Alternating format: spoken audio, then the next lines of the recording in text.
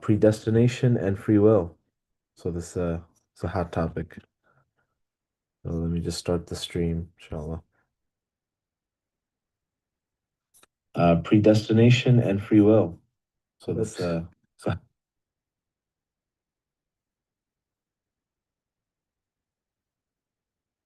okay, let me share my screen.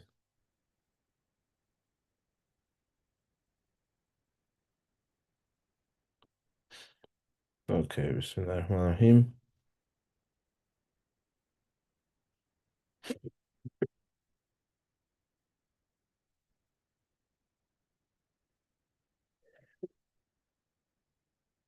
Okay. أعوذ بالله من الشيطان الرجيم. بسم الله الرحمن الرحيم والصلاة والسلام على أشرف الأنبياء والمرسلين وعلى آله وصحبه أجمعين. اللهم انفعنا بما علمتنا وعلمنا ما ينفعنا وزدنا علما يقربنا إليك يا ذا الجلال والإكرام وصل اللهم على سيدنا محمد وعلى آله وصحبه وسلم تسليما كثيرا. Okay, so last week we spoke about the attributes of Allah subhanahu wa ta'ala. We completed that section. I encourage you to listen to that lecture again because the issue of the attributes can become complicated and it's very easy to forget.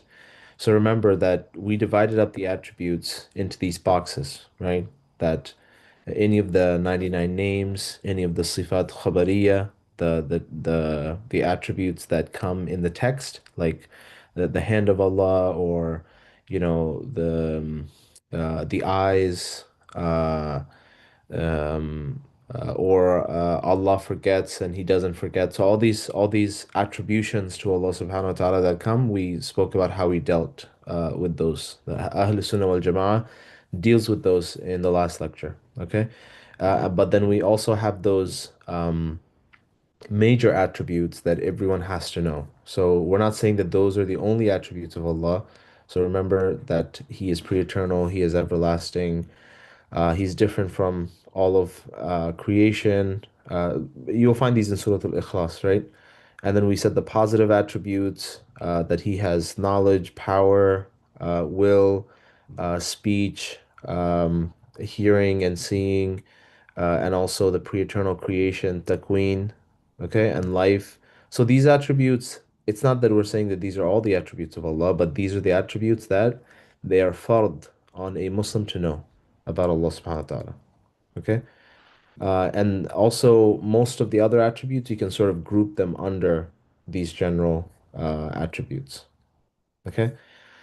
We didn't get into all of the proofs of those attributes, why Allah has those attributes, and we'll do that in sort of the second module if you ever get there, inshallah ta'ala. Um, so just rewatch that lecture in order to review that information and you'll have a better understanding of the attributes. Okay, so today's topic is Qadar and free will. So Qadar and human responsibility. Now, this problem arises, or the seeming problem, it arises from affirming Allah subhanahu wa ta'ala's, which attributes do you think that might cause this issue? Which attributes of Allah subhanahu wa ta'ala?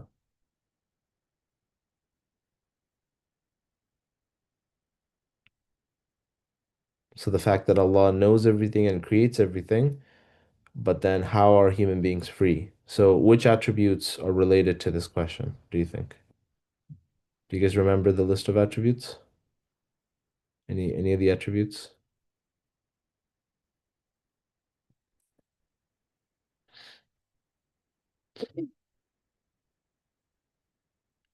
So Allah creates everything and knows everything.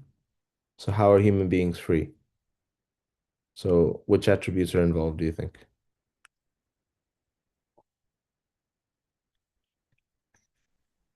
I guess the Irada is one, right? Will. Yeah, good. So Allah's irada, good. And then but I would say ilm, right? His knowledge, Allah's Hmm. knowledge. Hmm. Okay. True. And what's the next one? The more obvious one that he creates everything.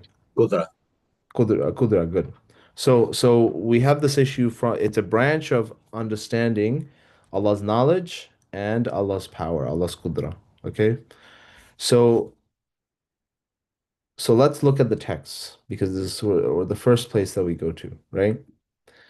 If we look at the Quran, okay, and I just want to show you where this problem is coming from. If you go to the Quran affirms the fact that Allah has, so this is the first issue, that Allah has all-encompassing knowledge. Okay? Allah subhanahu wa ta'ala says, for example, أعوذ بالله من الشيطان الرجيم, وَاللَّهُ بِكُلِّ شَيْءٍ عَلِيمٌ.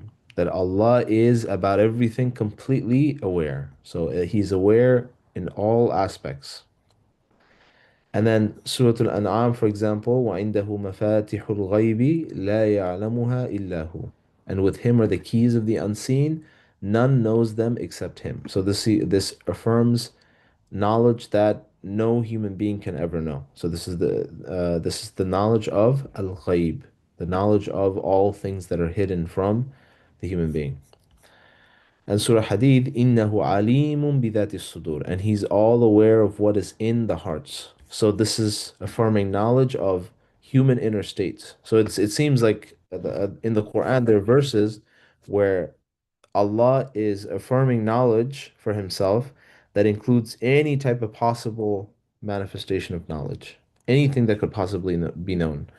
وَيَعْلَمُ مَا تَكْسِبُ كُلُّ نَفْسٍ غَدًا. And this is very explicit. Allah even knows the knowledge of your future, and He knoweth what the future holds for every soul.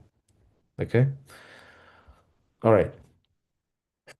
Now, the second issue, Allah's all-encompassing power. هل من خالق غير الله. Surah Fatir. Is there any creator other than Allah? So creation, remember we said there's one quality that is very specific to rububiyyah, to you being a Rabb. First of those qualities we mentioned was what? Does anyone remember? We said in order to be a Rabb, in order to be Lord, right? There's one special quality. There are three, but there's one special quality that every Rabb must have, which is what?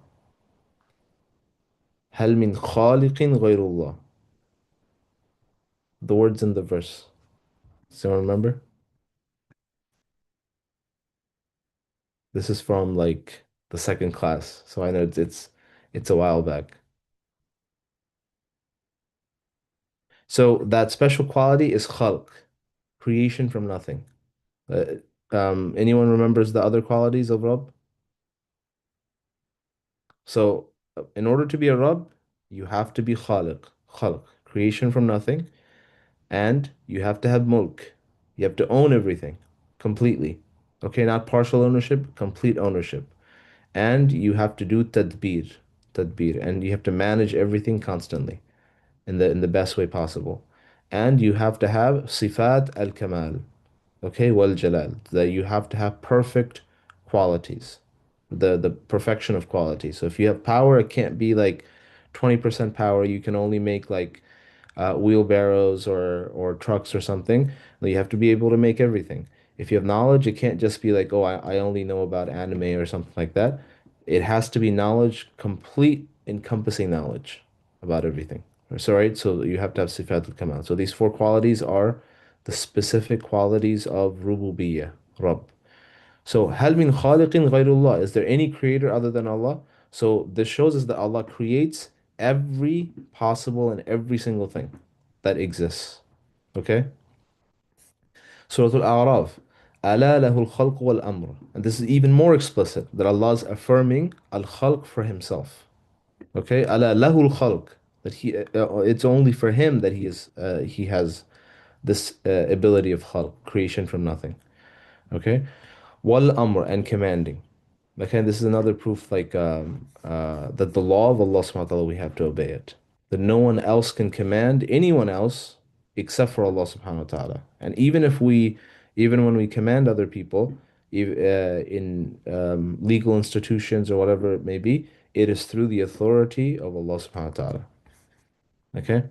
Wallahu khalaqakum wa ma ta'malun. And this is also a very, very important verse in Surah Al-Safat that many of the scholars use as proof that Allah has created you and what you do. So think of human actions. So an action would be like drinking water. Okay. So is drinking water an action that is possible to be created? What do you guys think? Are Yes. there elements in it that are like hadith, that are contingent? Yes.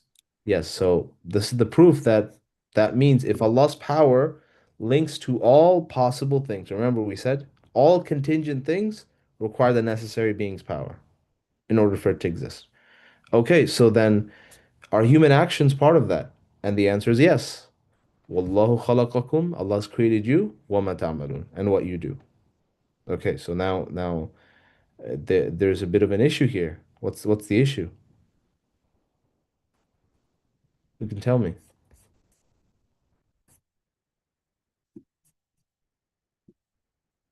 Anyone see any issues here?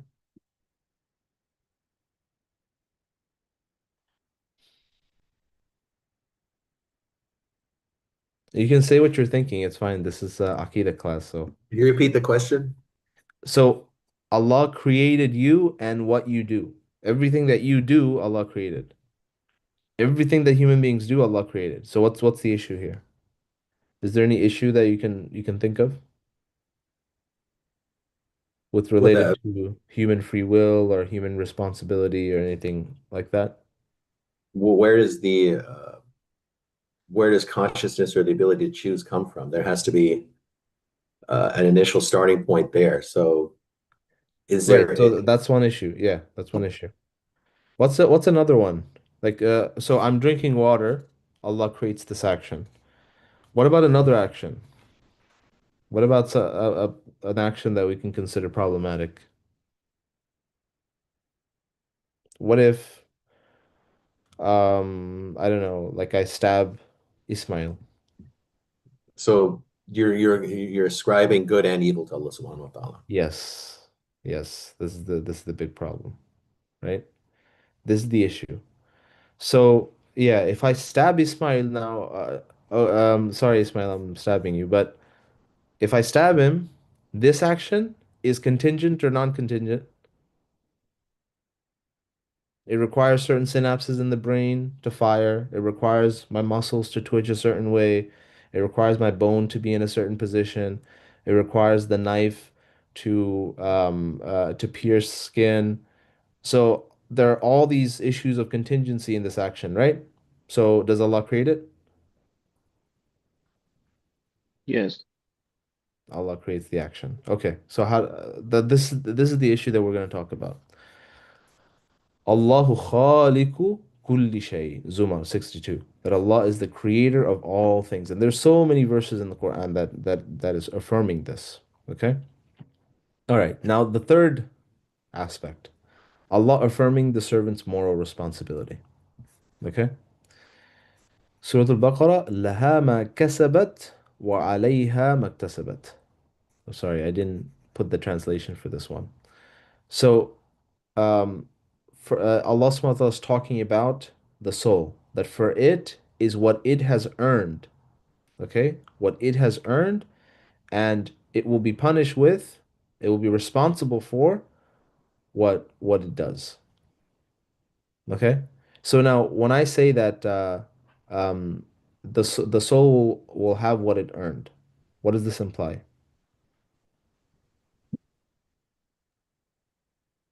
That it earned something, that there's some choice in the matter, that it did something and earned it.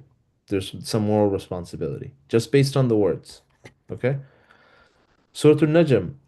وَأَن لَيْسَ لِلْإِنسَانِ إِلَّا مَا سَعَى. This is a very explicit one, that there will be nothing for man that he gets except for what he makes effort for. So I mean, this is very explicit that it's Allah's affirming effort for human beings. That there's something that they do, and then they actually get some reward in return. That they actually gain something in return. Okay? So this is also affirming human responsibility. And in Surah Al-Balad, إِنَّا هَدَيْنَاهُ السَّبِيلَ إِمَّا شَاكِرًا وَإِمَّا كَفُورًا. That we showed them the two paths, okay, the path of good and evil. Imma shakir, either you will be grateful, imma kafura, either you'll be ungrateful. So kafir actually, the word kafir, the original meaning of it is ingratitude. Okay, it's ingratitude because the kafir is the farmer. In the Arabic language, the kafir is the farmer. Okay, so Allah subhanahu wa ta'ala uses the same word to mean farmer in the Quran. Okay, so what does the farmer do? He covers the plant with the soil. Okay, so this act of covering is what kafara means. So you know when you take a promise, right? When you make a promise to Allah subhanahu wa ta'ala, oh, I promise I'm going to donate $200 or something, and then you break that promise. What do you have to do in Islamic law? Does anyone know? What do you have to do? You break the promise, and then what do you have to do in order to make up for the promise? You have to make Toba first of all, right? And then you have Tawbah, to yeah, yeah, yeah. And then um Ask for forgiveness? there's ask for sadaqah, isn't forgiveness, yeah. And then what do you have to do? You have to make it up somehow. it? Sadaqah jariyah, right? No, no, it's does anyone know? Ismail, do you know? Or Omar? What was the Abdul question? Razak?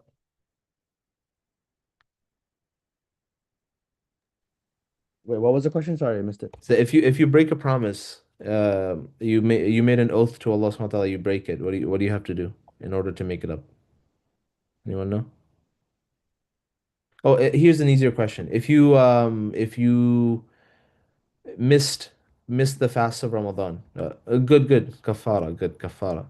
Kafara. So you have to make it up. So for the promise, you have to, I think, fast 3 days straight, right? Or give the amount of money to feed poor people. So this is called what? Kafara. So this is actually coming from kafir. Okay? Kafara. To cover over, to mend, right? You're trying to cover over the sin. So this is where it's coming from. So why is a kafir called a kafir? Because he is covering over the blessings of Allah subhanahu wa ta'ala. He's covering over. Allah subhanahu wa ta'ala gave him tons of blessings. He's not admitting them. He's being like the farmer who covers the plants and he's covering them over. Okay? So this is actually where the word kafir it comes from. So this is why Allah subhanahu wa ta'ala says either they could be shakir, either they could be grateful, right? We showed them the two paths of goodness and evil. Either they can be grateful for this and follow the path of good, or they can be kafura. They can be ungrateful. Okay? So this implies what? It's very explicit in implying that human beings have this choice to be able to do this. Okay, they clearly have this choice to be able to do this. And then here, I mean, this is very explicit in the Quran, where Allah subhanahu wa ta'ala says, وَقُلِ اعْمَلُوا, right? So Allah tells the Prophet, work, right? Tell them, tell your followers, tell the Muslims, work, do actions, do good deeds. فَسَيَرَى اللَّهُ عَمَلَكُمْ. And Allah will see your deeds. Okay, Allah has ascribed deeds to us, actions to us. وَرَسُولُهُ وَالْمُؤْمِنُونَ. Allah, the Messenger, and the believers, they will all see your deeds. Okay?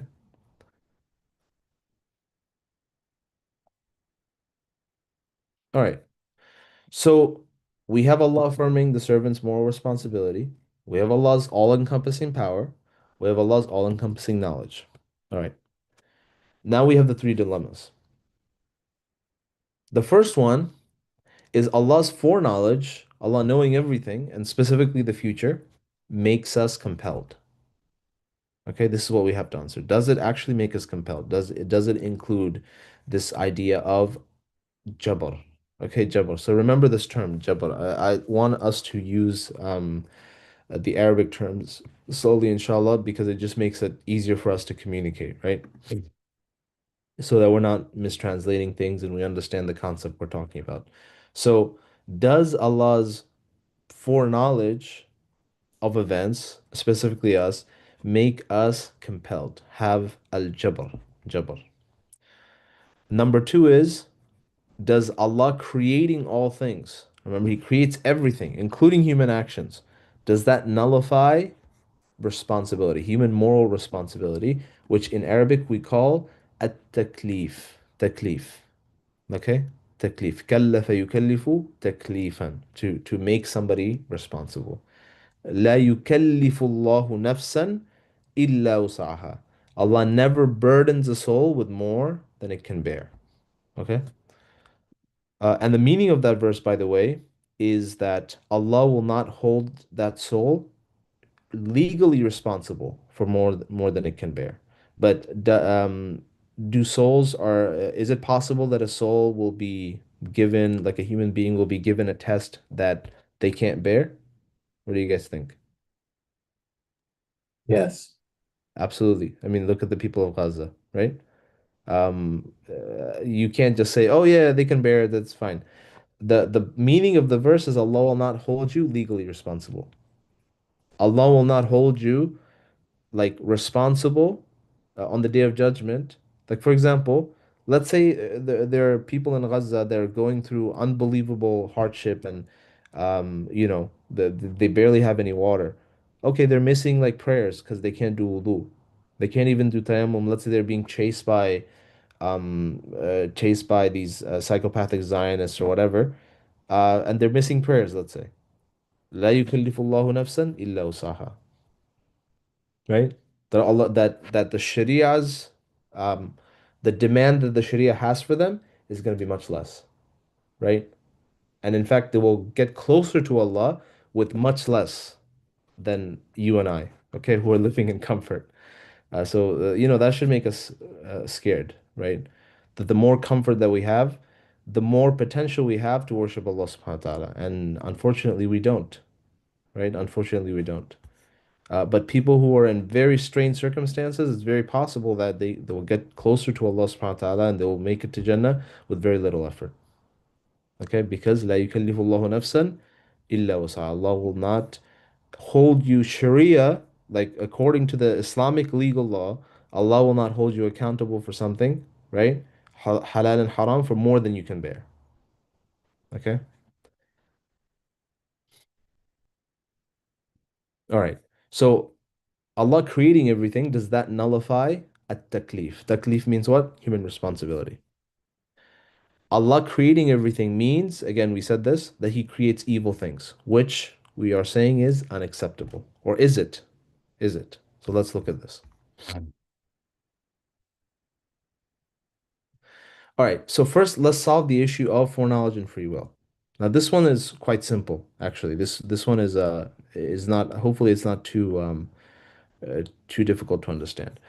So, what exactly is the attribute of knowledge, Allah's knowledge? So, Imam Taftazani, who is the great mutakallim, the great philosopher of the Maturidi school, and his book, Sharh al-Aqaid, is the book this is the final book that you study in madrasa. So, Darul Uloom, I don't think they teach it anymore because it's too hard, apparently. But there's still some Darul Ulooms that still teach this book. Okay? So this is like the final book in Aqidah that you study, which gets you to like an intermediate understanding of Islamic philosophy and theology. So Imam Taftazani defines ilm, knowledge, as an eternal attribute relating to all necessary possible and impossible things in a manner of complete comprehension and disclosure as they are without prior hiddenness. Now, this seems like word salad, but I promise you it's not.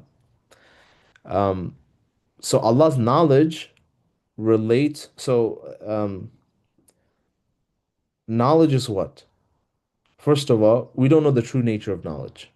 Let's just begin with that. We don't know the true nature of knowledge, even our own knowledge, right? What does it mean to know something? Okay, so let's get that out of the way. But what we can say is that knowledge has a relationship to concepts and things, right?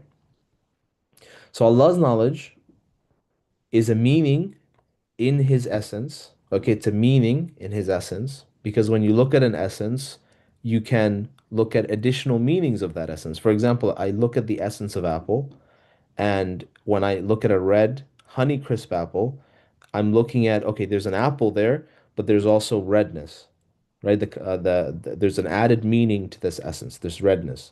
There's an added meaning, a property, I don't know, like roundness, okay? There's an added meaning, um, sweetness, okay? So the same way, Allah's essence, we don't know anything about, of course, but there's an added meaning to Allah's essence of ilm, knowledge. So what does this knowledge refer to? It's relating to all necessary possible and impossible things, right? And how does it relate to all necessary possible impossible things? Does it create all necessary possible impossible things? What do you guys think? Does it create them? Probably Well, not unless you knowledge. subscribe to the multiverse theory. No, no. Well, knowledge itself. Just think about knowledge. Knowledge. Would No, it it does like, not. It does not. It yeah, does the not. relationship with all possible and impossible things, it wouldn't be creation, right? Because first of all, if it linked to all impossible things, I mean, by definition, you can't create impossible things. Correct. You understand? Okay, so what is that relationship then? Uh, um, it must be a relationship of comprehension and disclosure. That's what it means here, right? So that's the only possible relationship you can have with impossible things. For example, you know something that's impossible. What is that? Square circle. Correct. Yeah. So you know that, for example, a square circle is impossible. Okay. So what is this relationship that you have with that piece of knowledge? It's of comprehension and disclosure, right? Does your knowledge create a square circle? Yes or no? No. No. No. So same thing. Allah's knowledge knows all things that are necessary, right? All things that are possible, all things that are impossible in a way of comprehension and disclosure, without prior hiddenness, meaning there was never a time, there was never an instance where he didn't know these things, whereas our knowledge is contingent. Our knowledge, things have to be things have to be uncovered for us. They have to be uncovered for us. You think really hard, and then you find the equation, or you think really hard, you find the theory. Okay? Disclosure is like a better word for like comprehension, I guess, or uh like like an experience, okay, that doesn't involve like time. So there's another definition of ilm which says um a attribute ينكشف به المعلومات, that it uncovers uh, concepts.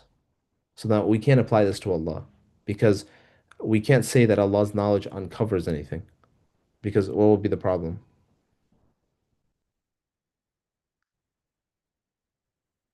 If you say you uncovered something, or you About Allah. discovered something, or it revealed something. You're saying the reveal about Allah subhanahu wa ta'ala, you're saying? Is that what you're saying? No, no, if we say Allah's knowledge is something that reveals um concepts. That means he didn't know it at one point. Yes, yes, good. Exactly. So you'll see in Kalam books, even in very famous Kalam books, they'll use this definition for Allah's knowledge. But Imam Taftazani takes them all to task. He's like, look, you guys gotta write a better definition. And so he gives this, giant word salad that evades those issues. Okay? So that's why instead of using a word like that, because this is our knowledge, right? But Allah subhanahu wa ta'ala's knowledge is never, there's never any uncovering going on. There's never any like for example, we can't think of everything at the same time. Yet for Allah subhanahu wa ta'ala, all knowledge, all these things, possible, impossible, necessary, they're all present to him at the same level of disclosure and comprehension at all times. So I mean we can't imagine that. So this is why we say that Allah's knowledge and our knowledge, that they're not alike whatsoever.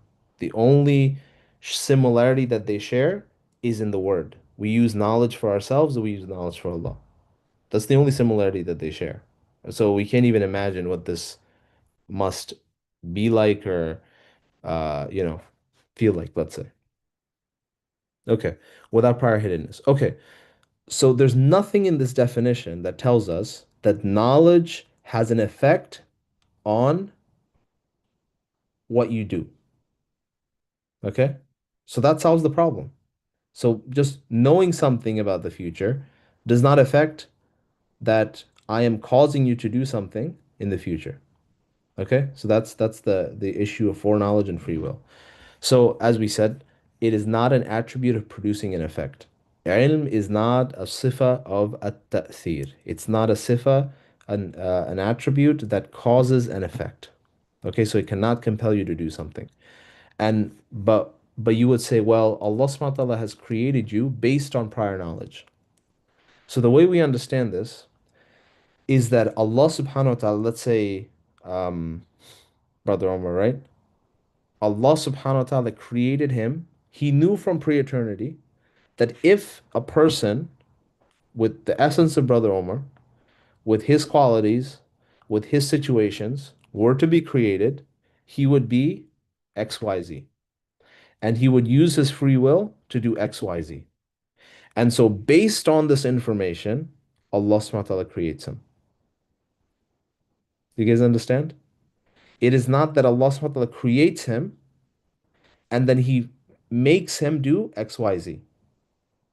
It's that Allah subhanahu wa ta'ala, based on his prior knowledge of how Omar, with his essence and his attributes and his situations and his free will that Allah created for him, the way that he would use it, and based on his pre-eternal knowledge, he creates him. Okay? So the problem here is, okay, let's say Omar, based on his essence and his attributes or whatever, and his situation in life, he's gonna do something bad. All right? He's gonna do bad things. Allah subhanahu wa ta'ala still chooses to create him. Okay?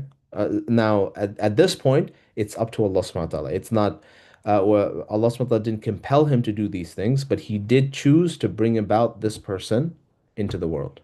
Okay? And this is up to Allah subhanahu wa ta'ala, to the wisdom of Allah subhanahu wa ta'ala. Okay? So the way we say is, Allah creates bima sabaqa fi ilmihi, based on his pre-eternal knowledge. So this is descriptive. It's describing. Allah knows everything about you. That's a description rather than a prescription, rather than something that makes you do something, right? Exactly. So for even if they were sent back, they would still do what they did, correct? Right? So there are people on the day of judgment that would say, that would cry to Allah subhanahu wa ta'ala to be sent back.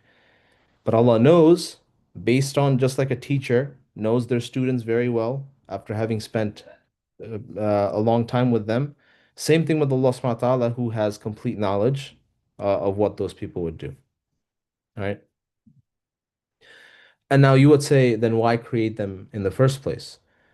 Well, for them to figure that out, right? For them to uncover what is within themselves, for them to have the evidence so that on the day of judgment, um, that they are responsible for themselves. Okay? It's one thing to, for example, another example that we can use is, for example, if I saw a movie, okay? So let's say um, the Demon Slayer movie recently came out. So I went there and some main character dies in that movie, right? So I went there and I saw the movie.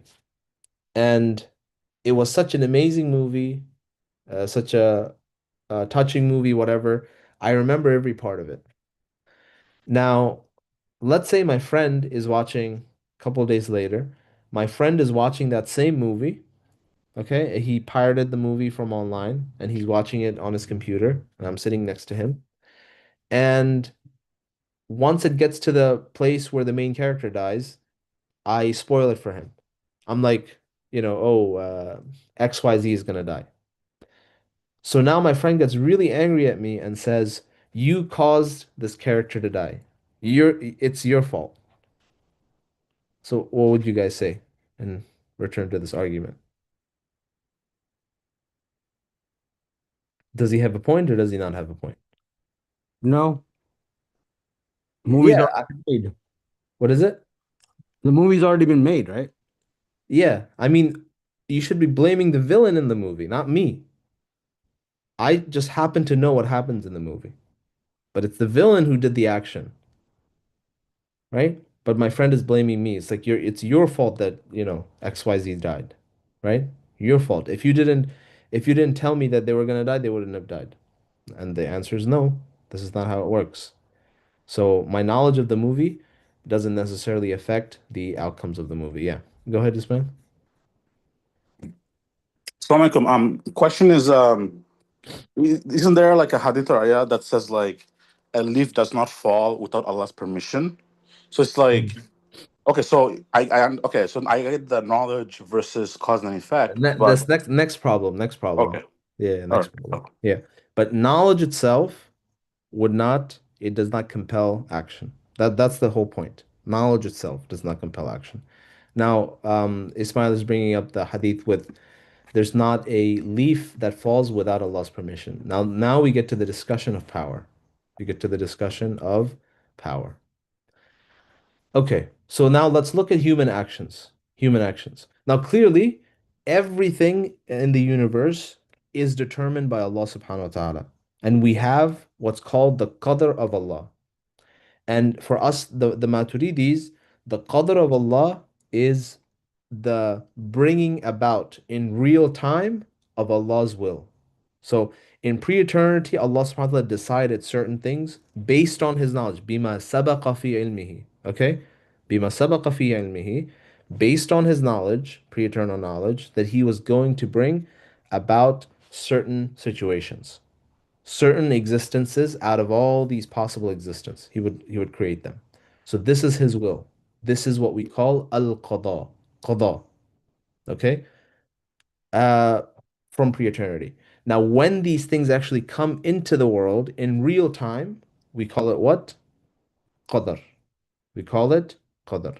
So um uh as these things are coming into the world in real time, every single thing in the world is being determined and created from non-existence to existence by Allah subhanahu wa ta'ala at each moment of time.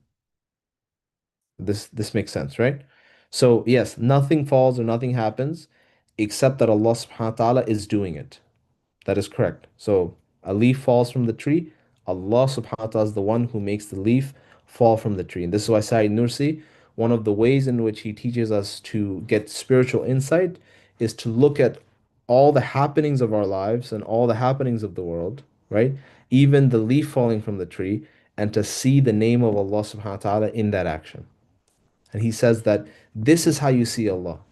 Okay, Allah subhanahu wa ta'ala is operating right in front of you, that all of the things that are happening, they're from Allah subhanahu wa ta'ala. So and the goal of life is a type of education, is a type of learning. The human conscience learns or tries to understand the way in which the divine attributes work in the world. And based on this understanding, it results in a shukr, right? And ibadah. So this is the whole purpose of human life. Okay? And even evil events that events that cause pain, whatever it may be, that there is a lesson to be learned from those types of events. When Abdul Qadir al-Jazairi, the great Algerian freedom fighter, you might not know who he is, but he beat the French and he created this small state in Algeria. He kicked out the French. And then a couple years later, the French came and basically he lost all the battles. They took away the state. And as they were arresting him, they asked Abdul Qadir al-Jazairi, like, do you feel that your life is wasted? You reached the heights of power and now you're back down here. And Abdul Qadir al-Jazairi replies that Allah subhanahu wa ta'ala gave me this and now he's taken it away. Right? So even in that uh, really low situation, he finds a way to see the work and the hand of Allah subhanahu wa ta'ala in that situation.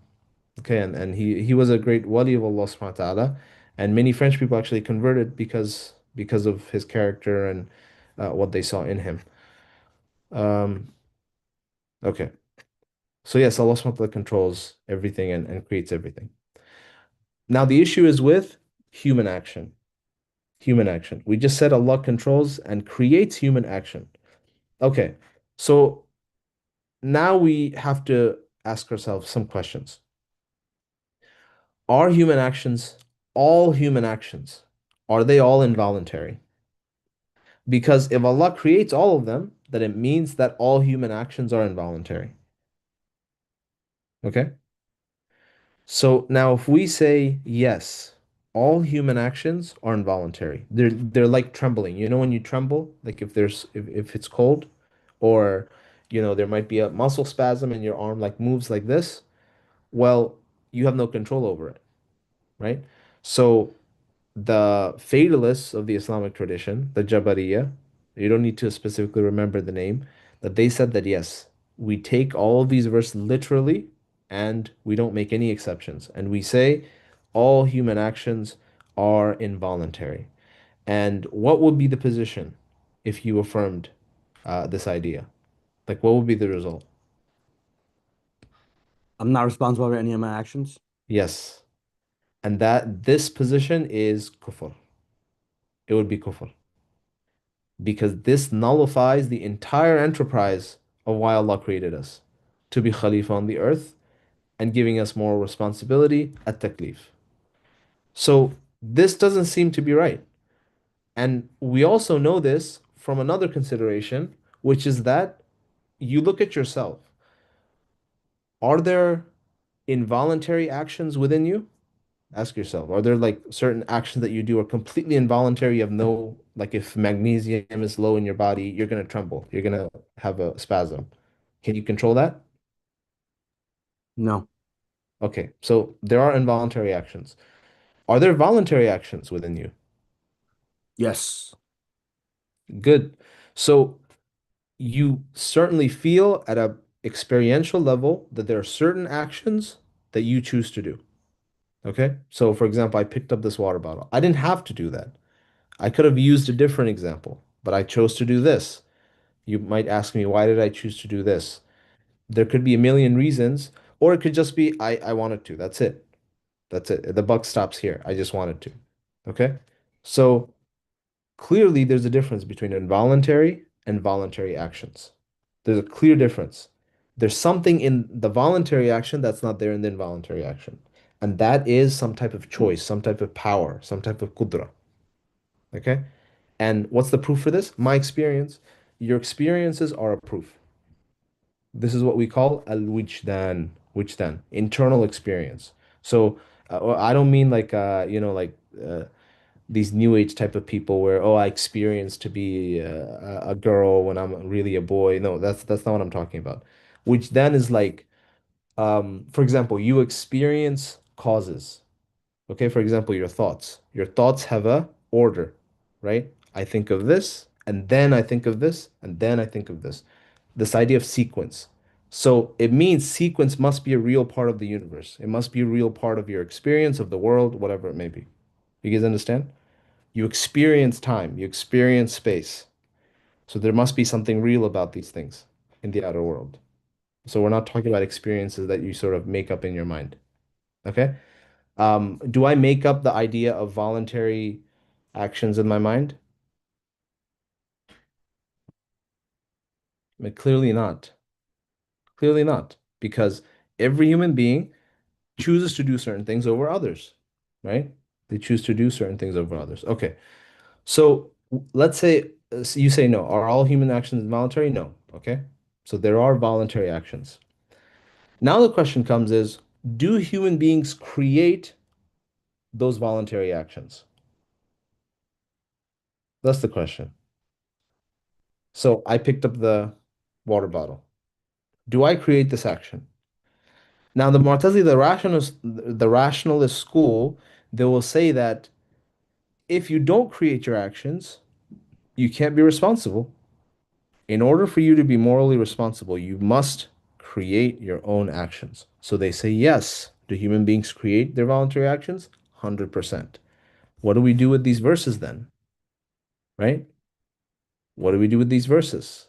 هل من خالق غير الله والله خلقكم وما تعملون ألا له الخلق والأمر. What do we do with these verses? The Mu'tazili, the rationalist school, they will say we specify them. We specify them out of necessity because you can't have moral responsibility if the agent themselves are not creating their own actions. So Allah created a limited power and put it into human beings. And with this power, okay, they create their actions. So you can think of Allah, it's like a motor, right? You put a little motor inside a car, and now the car itself is the one driving. You guys understand? And we say that this issue, this point of view is also incorrect,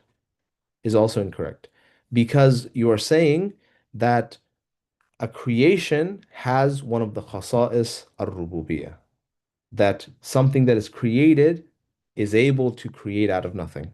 And this is illogical. This is illogical. And also, when you say that human beings create their own actions, then my question to you is, what is Allah doing?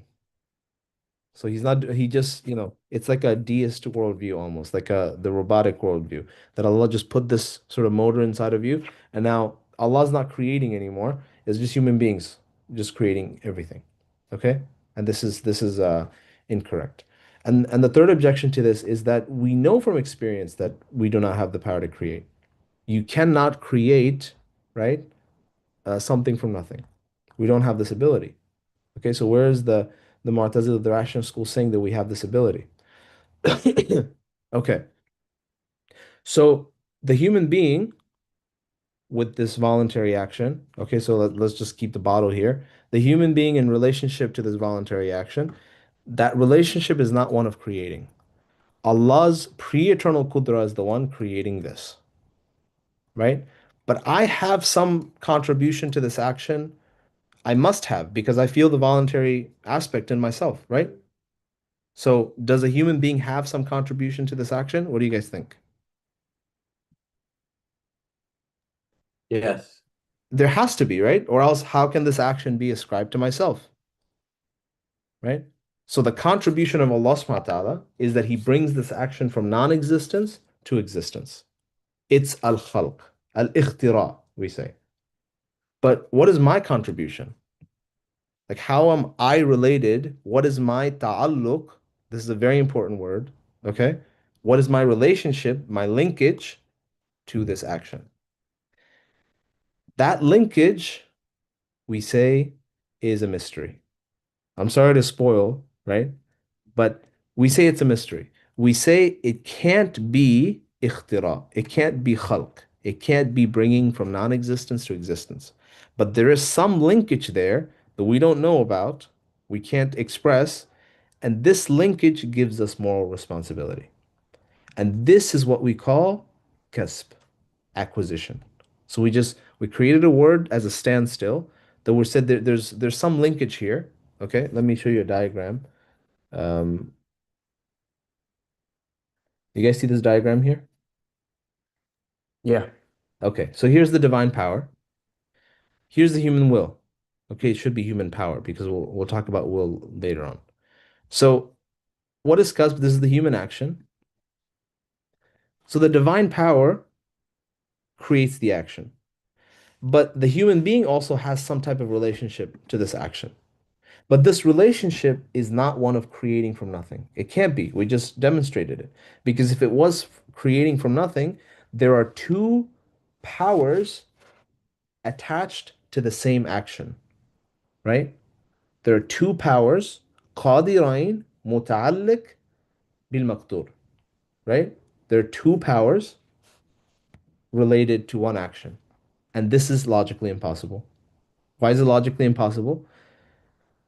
When you create something from nothing, right? Do you guys think it's like action where you can like contribute 20%, 50%?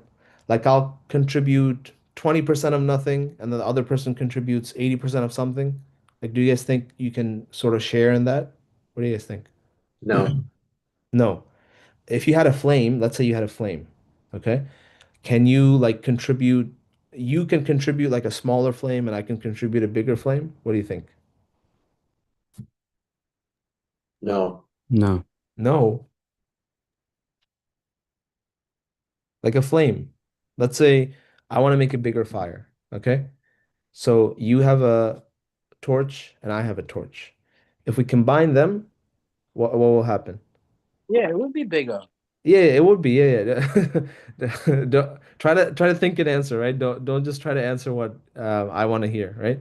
So yeah, yeah. So flames, right? Flames, like you can if you combine them together, there's like contribution going on. There's contribution, okay? Because we say that flames are colors.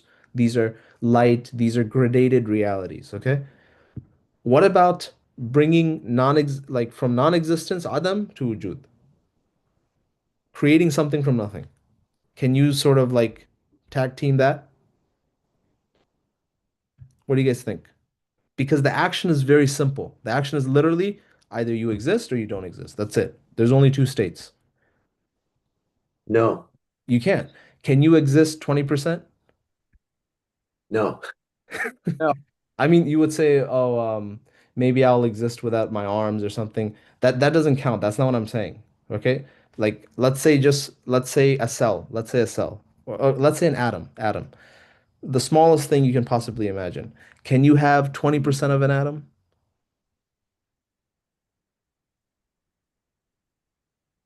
no. No. Either it exists or it doesn't. So the human power can't contribute anything to it. So if there are two powers linked to the same action, it's impossible for it to exist. You understand? Because it's something we call tahsil al-hasil. If I tell you, close the closed door, open the open door, can you do this? No. No. So Allah's power is sufficient to create your action. So what is your power doing? Nothing. So the linkage cannot be one of creation. The human side, the linkage can't be one of creation. So, but what is the linkage? The human power relates to the human action in some way which gives us moral responsibility. That's all we could say. It's some linkage that gives us moral responsibility, but it's not one of creation, right? This is the Sunni resolution. And it seems convoluted, it seems like, really complicated, but at the end of the day, this is the only resolution which resolves divine power and human power. Okay? Yeah, go ahead. So wouldn't it be easy to say that Allah subhanahu wa ta'ala has created every single possibility that is potentially uh, that every possibility that could happen, and you're just acquiring what is among all those choices. So it's But what is every the acquiring part? you're Like, acquiring is that a created action or not? Like, what is the you here that is acquiring? Like, acquiring is an action or not? acquiring is an action, yes. Yeah. So there you go. It's the same issue. Same issue. It's an infinite regress problem. Yeah, exactly. Same issue. So if you are doing an action called acquiring, is that action contingent or non-contingent? It's contingent. It's contingent. Therefore, Allah's power relates to it. Mm. So we get back into the same issue. The same thing with human will. Okay. So the Maturidis take actually they take a very courageous stance on this, and they say the Irada Juziyyah, you don't need power, you don't need to create something to be morally responsible. Okay? All you need to do is intend it. If you intend something, you are morally responsible for it. And we know this. We know this. For example, if I pay somebody, an assassin, to go kill you, and then I say, well, I'm not responsible, the assassin killed you. What would we say? I'm the one that's responsible, right? Even though it's not my power that killed you. So this is our response to the Mu'tazila, that the rationalists, that you don't need to actually create your actions to be held responsible. You just need to intend them.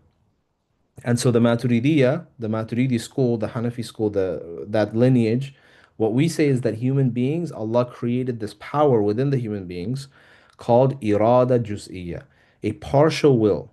A partial will. And what does this will do? It only intends. Okay?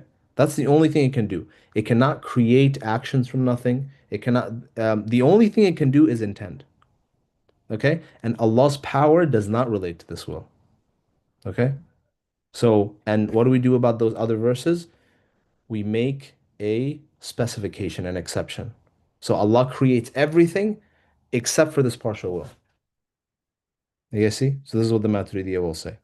But For the rest of the Muslims, the Asharis and the Salaf, we're going to be silent on this. We're not going to explain what is the connection, what is the nature of this connection.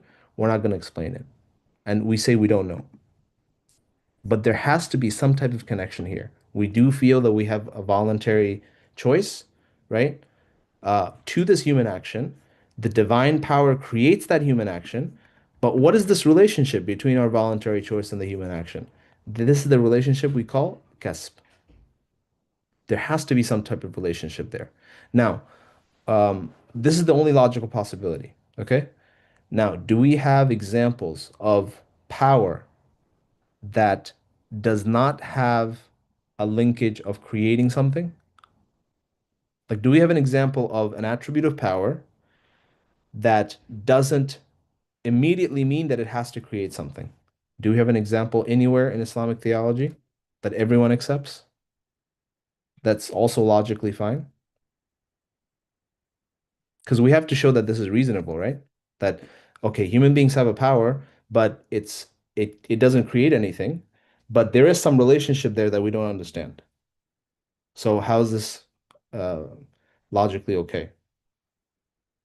Okay. Yeah, yeah. Go ahead, Brother Sohaib. Well, I guess to answer your question, would Iman be that? I don't know, faith, belief. Not Iman, but remember, Allah's power is linked with all possible things in pre-eternity. Yes or no? Yes. Okay, so Allah's power is linked with how many things? All possible things. So Allah's linkage, his power's linkage with all possible things, does it immediately mean that he's going to create all possible things? No. No. Okay, there you go. So we have an example of power that is linked with stuff, but it doesn't necessarily mean that it's going to create. So, and no one says that this is logically impossible. So we all accept it. So here's another example. Human power linked with human action. What is the relationship there? We don't know. But there is some relationship there that isn't of creation. Okay? But there's some relationship there that makes us legally and morally responsible. Okay, and we have to affirm it. Yeah, go ahead, Ismail. I was thinking about. I mean, this is not. Like, I was thinking about how like there are examples of divine thoughts or like because we're talking about action. We're talking about how like the cusp, right? Like Yeah. um a lot, Hmm. we have some moral obligation or responsibility. Hmm. But I was also thinking about like so two things. First is I think the different kind of thoughts you have, right? It's like angelic thoughts, Yeah. demonic thought, like Hmm. shaitanic thoughts, animal, like just your Yeah, own yeah. Uh-huh. subconscious or whatever. And Yeah. then there's like one that's like divine thoughts, like Allah Yeah, yeah, yeah. putting some Uh-huh. thoughts in you, right? Hmm. And then I was thinking about the example of there's many different examples in the Quran, but specifically the mother of Musa Islam, Yeah, when yeah. like Ilham, yeah. yeah, when she Yep. yeah, I mean I guess that yeah, when she was like brokenhearted Hmm. for giving Hmm. away Musa, Allah subhanahu wa ta'ala mended her heart or whatever. Yeah, yeah, yeah. Hmm. And I think there might be more explicit examples, but basically what I'm wondering is like yeah, it's like subhan I mean, not to be fatalistic, but like if Allah has this much control over us, even with the thoughts, then it's like where's I don't know, I Where's the free guess will? Where's the free will? yeah. Yeah, again, what we said, all of the divine, angelic, satanic, all of those thoughts, are they contingent things or not?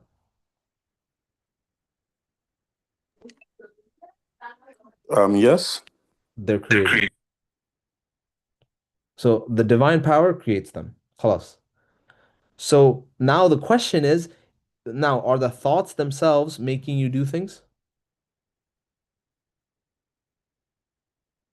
No, but like No, no. So it so could there's an element in yeah. there. There are thoughts, there are inclinations, there whatever you want to say, right? But there's one spot in there where you make a determination of what you're going to do, what you're not going to do, which direction you're going to go. So we're asking, does that piece exist? That's what we're really asking. Okay? Does that piece exist? And what we're saying is yes, it has to exist, but what is it actually doing? Does it create something from nothing? Like, for example, if we say that piece is intention, okay? Let's say the human intention, okay? Now, but when we say intention, we're thinking maybe like intention, yeah, you create your own intention. Like, what does it mean? Like, what is an intention? Oh, it's the movement of your heart or some contingent thing. So, does the human being create that? We say no, a human being can't create it. So, how is it possible that the human being owns it? And we say there has to be some other linkage, some other relationship there, which makes the human being own that thing, which say that, yes, my intention is mine. What is the nature of that? We don't know. Allahu Ta'ala alam. But we have to affirm it. You get the answer? Yes. I guess like the So the Maturidi, to make your point easier, the Maturidi school says, yes, you create your own intentions. The Irada Juziyyah, it has that power. So it has the power to make a determination one way or the other. It's given to you by Allah, of course, but it has the power, and Allah's power does not link to it. That's the only exception, right? But okay. the position of the Salaf is silence, is this idea of kasb.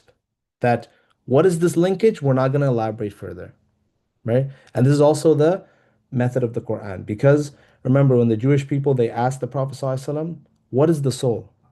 Right? Give us the reality of the soul. This goes back to the reality of the soul. Give us the reality of the soul. And what is the verse? What does it say? That the soul, the knowledge of the soul is with your Lord, and it will not be given to any human being. So there's a mystery within us in which we have this ability for voluntary actions, for voluntary intentions, whatever you want to call it. And what is the exact nature of this? We don't know. Allah subhanahu wa ta'ala alam. But we have to affirm it. Yeah, go ahead, Brother Swaib. So just so I'm clear, the Maturidi position is that um, one is not responsible for creation does not make one responsible, but there, I guess you're saying there's an, I don't want to say an exception, but perhaps an exception which Allah subhanahu wa ta'ala has allowed choice to be with the human beings, Yeah, and yeah. that's where the responsibility. So there is so it's almost like you were giving that example of the engine in the car, hmm right? So the free will or the choice, I'm saying the choice or the potential choices are like that engine in the car. That's the Yes, exception. yes. Yeah, yeah, yeah. But the Mu'tazila are saying that the rationalists are saying that with that engine in the car itself is the one driving everything. Okay? Like the car itself is the one moving the wheels, the car itself is the one moving the everything, right? So that engine is responsible for creating all of the actions. But what Ahl Sunnah is saying that no, that yeah, you have the engine, but what the Maturidi are saying that you're only intending which way the car should go. Correct. And Allah creates the action that corresponds to it. Or He may not. And we know this from experience. You might intend to do something and you try really hard and you don't get the result. And this is from the will of Allah subhanahu wa ta'ala. So Uh, so basically almost like a not a last point, but like a video game in which yeah, yeah, um yeah. That's a good you example. Yeah. you Yep. you have different choices. If I Yeah. and there are horrific games out there, where people kill people, whatever. Um, this is almost like a divine, I don't want to say game element, but it's a divine hmm series of choices. Yes, yes. And if you kill someone in the game, did you really kill them or not? No, you didn't. But the intention was that you killed that person. Yes, yeah. And Nursi says that intending evil is what is evil, not creating evil. Intending evil is what is evil, not creating evil. Because when you follow through with your intention, that is where that moral responsibility is coming from, and not necessarily the creation of that effect. So when I stabbed Ismail, well, who's the morally responsible one? It's me, not Ismail, right? And let's say Ismail was defending himself. His intention was to defend himself, and he stabs me. Is Ismail at fault? No. No, but it's the same action. So how can Ismail commit the same exact thing, but he's not at fault, and I am? Mm. The question goes back to intention. right? إِنَّمَا الْأَعْمَالُ بِالنِّيَّاتِ. What is the nature of this intention? The Maturidi are going to say Irada Juziyyah. It's a ability created within us that can actually, it is independent of the power of Allah subhanahu wa ta'ala. And we make this one small exception because we need to in order to preserve taklif. We're not going to go to the lens of the Mu'tazila and say that human beings create their own actions. In fact, in popular Muslim speeches and stuff and uh, halakha reminder, whatever, like lectures online, you will see that they always use the position of the Mu'tazila. And this is not right. Right? Just pay attention. Next time whenever you hear talking about free will or predestination or whatever, they'll never say that our free will is a mystery. This is the position of the Salaf. Our free will, this linkage that we're talking about of the human will, it's kasb. What is the nature of it? Allah subhanahu wa ta'ala alam. We don't know, but we must have it. So they won't tell you that. They'll say, "Oh, human beings have the power that Allah put in them." This is the position of Mu'tazila. Okay, and this position is bid'ah. Um, but the position of the Maturidiyya, they're saying no. We're not able to create our actions, but we're only able to create the small intention. This is Allah gave us this ability. Okay, and this is just for if there are any nerds listening to this that are gonna attack me for saying this position, you will find this in Abdul Ghani al-Ghunaymi, um, al-Maidani's commentary on the At-Tahawiyya. You'll find this with Al-Qunawi's commentary on At-Tahawiyya. You will find this with many people, with people like Dr. Ali Omari, who said it in his speech. Dr. Shannar. So many people have, said this position. So it's not something that I'm making up. But the position of the Salaf and the position of the classical Asharis is that there's this relationship between human power or human will, whatever you want to call it, this small part of us that is able to voluntarily do something with the human action, and that relationship cannot be one of creation, right? But it is some relationship that makes us morally responsible. Now, is there a logical contradiction in that? Does this idea lead to a logical contradiction? There's a connection between the human will or the human power with the human action that is not one of creation. I would say no, because human beings are separate from the creator, so you already have a distinction between the two anyway. So this is just Good, another good. Yeah, distinction. yeah, yeah. So this idea doesn't lead to a logical contradiction. It's the only choice we have. So khalas, we accept it. And we just gave an example of a power, right? A power that links to things and it doesn't create them. We just gave an example of that. Allah's pre-eternal power links to all possible things, but that doesn't mean Allah creates all possible things. You see? So this position seems to be the most reasonable. And at the end of the day, the summary of it is human free will is a mystery. But this position tries to clarify how we can have free will, right? And what part of it is a mystery. The linkage is the mystery, not the fact that we have it. We have human free will, we have a kudra, but the linkage between the kudra and the human action, this is a mystery. What is the nature of this linkage? This is what we call kasb. Okay? All right. So now let's go. We just discussed this. Okay? We just discussed this. Um, do you need to create an action to be responsible for it, right? And the Mu'tazila said yes. Okay, you must create something in order to be responsible for it. We said no, like there's so many counterexamples of this where this wouldn't hold true, right? The example of the assassin. Um, so we said, no, you don't need to. So the question is, what is the locus of responsibility? Where is actually the responsibility? And Ismail said, there's so many influences on the human heart. There's so many influences on the environment, right? There's so many influences that are shaping the human being. And this is why you will see naturalistic scientists, they are all determinists, right? If you are an atheist, you cannot believe in free will. If you are an atheist, you believe in in materialism, you believe in there's nothing outside of nature and things run by scientific laws, this necessarily means that no one has free will. You guys understand? So Marxists, for example, right? Karl Marx, communist, no free will. Okay?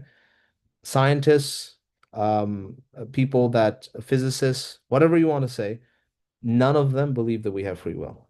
So actually, paradoxically, the only way to affirm human responsibility and free will is to be a theist, is to believe in God. Okay? So so again, you guys understand why being a materialist, naturalist means you don't have any free will? You guys understand that or no? You go through that again one more time. Okay, so if you believe there's nothing in the world except for material, and all material reality is governed by predictable laws. You can write an equation. If you just have enough information, you could write an equation to predict the next thing. So what does this idea lead to? It means no one has free will. There's no such thing. That The basically everything is just a series of patterns. Exactly. So and your consciousness, your conscious experience, it's simply a blip in the system. We don't know how to explain it, but it's just simply a blip in the system. Okay? Because even with psychological sciences and neuroscience, we see, okay, if I show this person this picture versus this picture, it activates something in their brain, and this causes them to do X, Y, Z. So even in that respect, we just explained away your free will. Okay, there's no such thing. And then you take in cultural factors. This is a lot of what the postmodernists, people, the postmodernists, like the post-colonial, all these types of movements. That's what they do, right?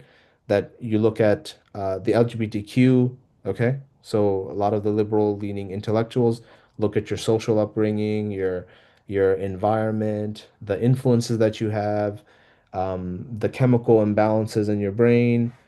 um, I mean, there's so many factors you can think about that influence or seem to provide some influence to your choices. And so the conclusion has to be that you have no free will. If the only method is that there's nothing outside of existence, um, uh, besides material reality.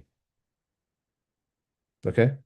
So just a belief in science, a belief in naturalism leads to determinism. There's no free will.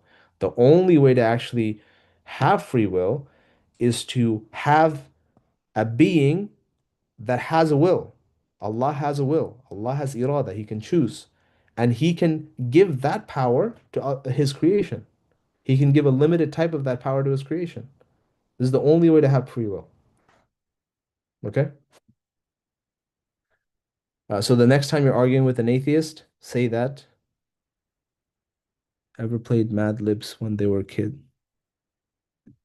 where you'd add your own adjective, adverbs. These inputs kind of are like our free will. The story already written is the predestination. Yes, yeah, Kyle. So I think this is really good. Yeah, this is really good. Yeah. I think that's very similar to what we would say is how our free will works. Yep. And Imam Ali, radiallahu anh, he somebody came to him. He said, "Can you explain Qadar and free will to me?" So it's a funny story. He says, um, "Lift one of your legs." So the person lifted his right leg. Okay. So Imam Ali, radiallahu anh, he said, "That's your free will." Now he said, "Lift both of your legs at the same time." And then the person's like, "I can't do that." And the Imam Ali said, "That's the Qadar." Okay. So that's the qadar. So there are certain things that are very determined about our lives that we have no control over, but there seems to be certain things where we have some responsibility and we can make certain choices, and we have to make sure that we do those parts accurately with ikhlas, with as much as possible, right? And that human will is very weak, which is why we have to make dua, right? We have to make dua. We have to constantly seek Allah subhanahu wa ta'ala's help to make sure that the situation's aligned for us. Okay? So again, back to this. What is the locus of responsibility? We said it's an unknown relationship called kasb. It's some unknown relationship between the human power and the human action. What's this relationship? Allahu Ta'ala a'lam. Allah knows best. Okay, that this is the position of Ahl Sunnah wal Jama'ah and the Salaf. Okay, this is the old position and the safest position, and we don't need to delve into it. Now, the second position is also a part of some of the Sunnis, the Asha'ira, the later Ashari scholars. And they say, what is the locus of responsibility? It's a created feeling. It's just a feeling that you have that Allah creates within you that makes you think that you have free will. And because outwardly it looks like you're acting freely, we say you have free will. But in reality, you are also determined internally, majboor batinan. And we say that this position is very, very problematic. Very problematic. And this is one of the issues that Dr. Taha Abdurrahman, he criticizes our use of the intellect. That when you just rely on logic and you take things to their extreme conclusions, right? And you sort of you don't pay attention to the guardrails of revelation, you get into some absurdities. Okay? Because if you say that we only have free will apparently, then what's the result?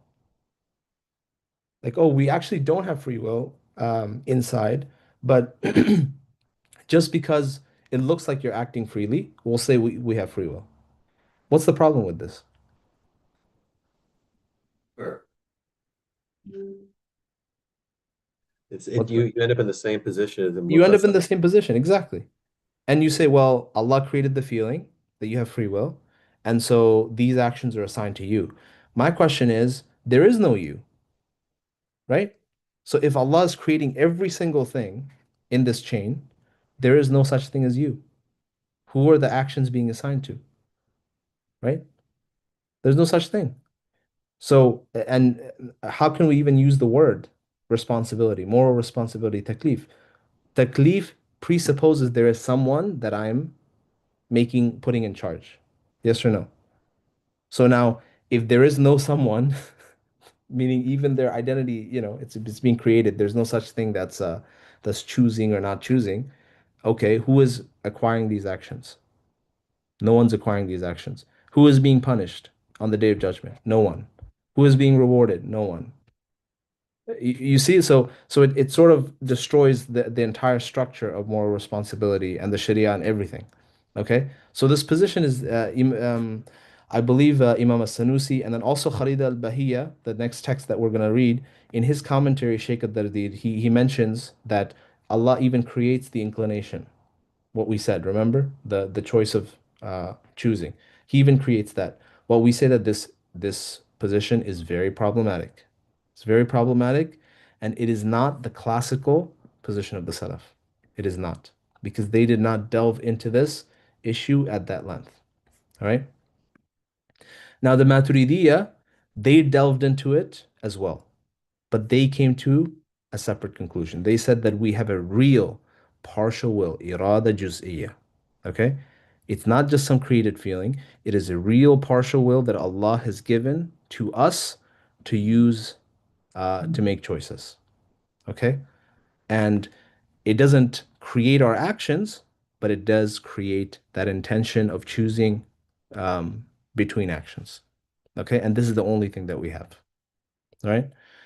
But in conclusion, the safest position obviously is to affirm kasb, is to affirm an unknown relation between our actions and the human action, between our moral responsibility and the human action. And we say that we have this free will. What is the true nature of this free will? Allah subhanahu wa ta'ala alam. All right. So any questions? Any more questions? And this was a bit complicated, but I wanted to. This is not something you'll find in like English lectures and things like that. You will not find this discussion at this depth. Okay? I mean, if you can find somebody who had this discussion in English, please show it to me, right? So I'm getting this a lot from the Arabic sources, from Sharh al-Aqaid, from Imam Ghazali's Iqtisad and other works, okay, that I've read in Arabic. And this type of discussion is not given to an English audience. Okay, so I just want to show you that the discussion here isn't so simple. Okay, it's not so simple. And the truth is often not so simple. There are certain things that are simple, sure, but um, for most people, this question, what immediately comes to their mind is what they'll go with. So, for example, the Jabariya, they'll say, "Oh, Allah creates everything. Oh, okay, that means we have no free will. Khalas, over. We're all like feathers in the thing." But wait a minute, what do we do with all the verses where we have free will? Okay, so now you say, "Oh, we do have free will." What's the nature of our actions then? Do we create them? So the next thing that comes to your mind immediately is what? Oh yeah, we create our actions. That's fine. Allah gave us a ability, we create our actions. Khalas, resolved. Okay, and this is what usually gets sold to the Muslim audience, right? Because it's just easy to explain, to take the position of the Mu'tazila. But then there's a problem. If you say, "Oh, I create my own actions," this leads to a logical contradiction because you create something contingent. Remember, we said a contingent thing can't create contingent things. Okay? So now we have to go into more detail. And we say, okay, our will has a relationship to this contingent action that we don't understand. It can't be of creation, but there's some other type of relationship that's there that we can't understand that makes us morally responsible. And this is the Sunni position. So Allah creates everything, but human beings also have a free will. You guys understand?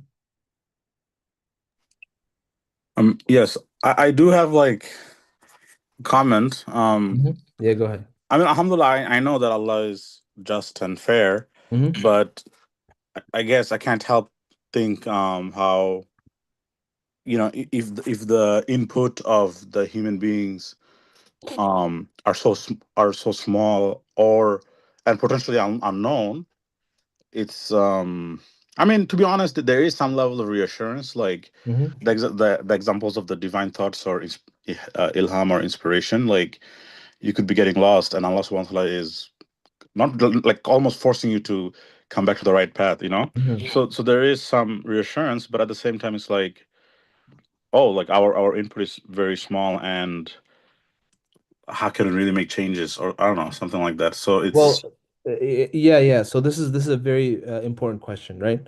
So Said Nursi, he says that our input is not small because the input is our intention. And there's nothing that happens in the world, right? Allah subhanahu wa ta'ala controls everything, right? He controls everything. So when you make a dua, right? When you and I make a dua, Ya Allah, give me a Mercedes Benz, make me rich, whatever. We have an idea in our mind that we're making dua for something that we can't achieve ourselves through physical labor, let's say, right? This is the sort of the idea that we have in our minds, correct? Yes or no? That we can't immediately get. Right. yeah. Okay, so Said Nursi says that when you pick up this glass, when you pick up this bottle, this is a dua. Every human action is a dua, is a supplication to Allah. Because we just said, you don't create your own actions. Who creates them? Allah does. And this is, if you look in the Quran, right? وَآتَاكُم مِّن كُلِّ مَا سَأَلْتُمُوهُ. That Allah gave you everything that you asked for. Now, what does that mean? That means that if you actually make the proper dua, you will get what you want from Allah subhanahu wa ta'ala. One way or the other, either in this world or the next. So, so when you're making an action, let's say, um, I don't know, I want to increase my cardio. Let's say I broke my leg. I want to rehabilitate my leg and follow this plan. Okay, who is there any guarantee, like logically speaking, from a contingent analysis, is there any guarantee that the leg will be fixed? That if you do X, Y, Z, the leg is going to be fixed? No. No, there's no guarantee, right? Actually, anything. Is there any guarantee that I can pick this up? No. This is a contingent action. This requires a necessary being to create it. So when I intend to pick it up, when I intend, okay, I'm going to do these actions, I'm going to do this, I'm going to do this to fix my broken leg, these are all what? Du'as. These are supplications to Allah subhanahu wa ta'ala. And Allah subhanahu wa ta'ala says, وَآتَاكُم مِّن كُلِّ مَا سَأَلْتُمُ. And He gave you everything that you asked for. So if you follow the straight path, if you follow the correct method, and you're making these du'as to Allah subhanahu wa ta'ala with your actions, not just sitting down and saying, "Oh, I can't do anything. I can only make du'a because Allah creates everything." Your actions are du'a. This is the conclusions of our argument, that all of your actions are du'as to Allah subhanahu wa ta'ala. So you want something, make du'a, right? It seems so interesting, but this is the reality. You want something, so let's say you want that master's or whatever. I don't know what people want. You have to make supplication. How do you make supplication? You make it with your tongue, right? رَبَّنَا آتِنَا فِي الدُّنْيَا حَسَنَةً وَفِي الْآخِرَةِ حَسَنَةً وَقِنَا عَذَابَ النَّارِ. You want Jannah, you make it with your tongue, and you also make it with your actions. You make it with your actions. And this is why the person who sets out on the path of ilm, man salaka tariqan yaltamisu bihi ilman, sahhala Allahu lahu tariqan ila al-jannah. So the Prophet said, whoever sets out on the path of ilm, okay, then Allah makes the path to Jannah easy for him. Now, the Prophet didn't say whoever acquires ilm. Why didn't he say whoever acquires ilm? That's left up to the Qadar of Allah subhanahu wa ta'ala. Exactly. But whoever sets out, so you're making this dua, Ya Allah, right? Grant me knowledge. And then you're also making dua with actions. You're opening up the books, you're trying to learn Arabic, you're forcing yourself to stay focused and read and listen and learn and teach, right? Very difficult, getting up early in the morning, whatever it may be, right? These are all du'as, these are supplication. And let's say you don't finish Sahih Bukhari, right? Very sad. I didn't start Sahih Bukhari, right? Very sad. You don't finish. May Allah subhanahu wa ta'ala give us the ability to read Sahih Bukhari one day. You don't finish it, and then you pass away. Do you get the reward or not? Yes. Yes. Yes, you do. So this is how we explain it. This aspect of human power and this relationship, this is how we explain it. So we might not be creating the action, but our intentions are all du'as. And our actions are all du'as. So we have to act as hard as we possibly can, right? Even if seemingly the actions don't produce a result, the promise of Allah is that if you follow the specific method, if you follow the right path, then it will produce some results. So does that sort of answer your question? So this is a question that I've wondered about a long time. I mean, I've thought about this for a very long time. But Sayyid Nursi rahimahullah, he gave a very nice answer to it. That satisfies me.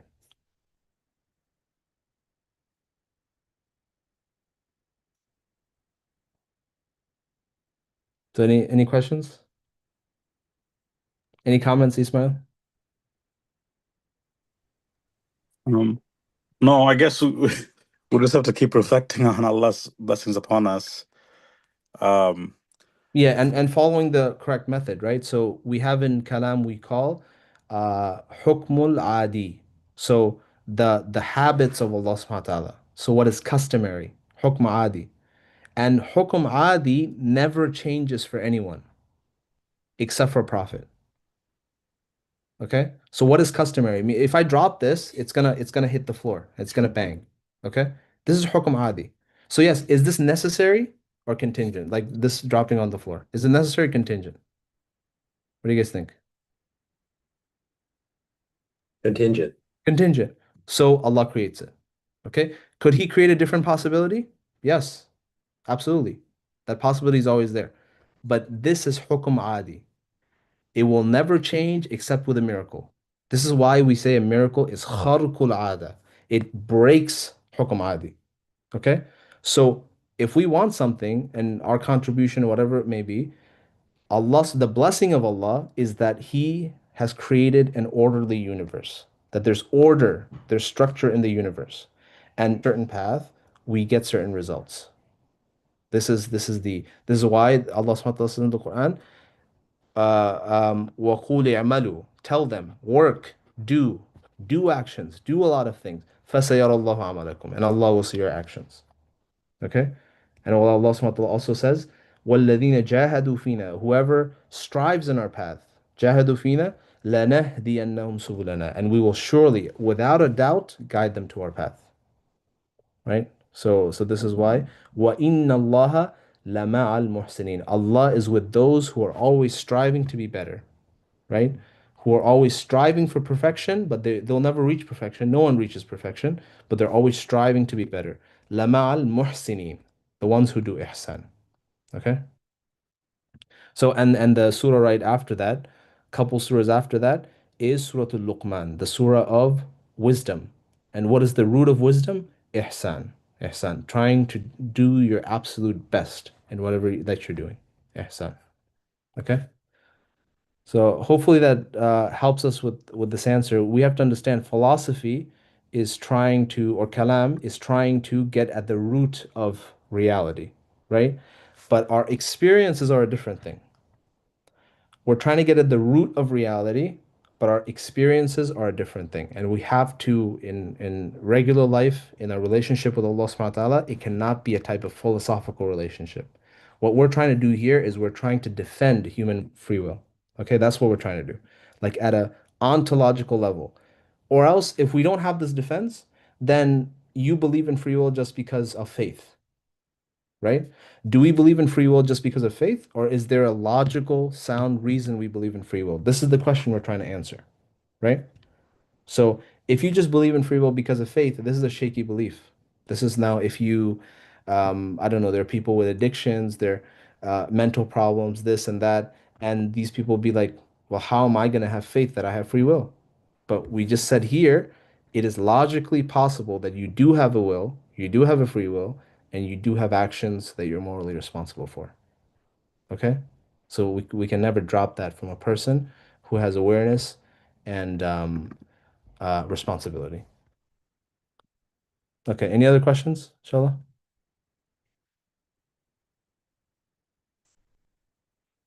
And at the end of the day, certain things are a mystery.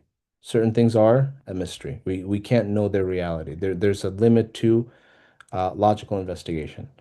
And if the only thing we relied on is logical investigation, like I said, the the naturalists, there is no free will. If you don't believe in a God, it automatically means you're a determinist. Unless you believe in, I don't know, some magical realities or something called a mind. Okay? You have no evidence for a mind, right? There's no physical evidence for a mind. Okay, inshallah. So I thought that was oh, we went over time by a lot. SubhanAllah. But the discussion was very good. I won't keep you for more than that. Inshallah, I'll see you all next week. So hopefully you all enjoyed the discussion. Jazakallah. Jazakallah khair. Jazakallah khair. Assalamu alaikum. Assalamu alaikum wa rahmatullah. Like, Like, great class. Thank you. Jazakallah khair.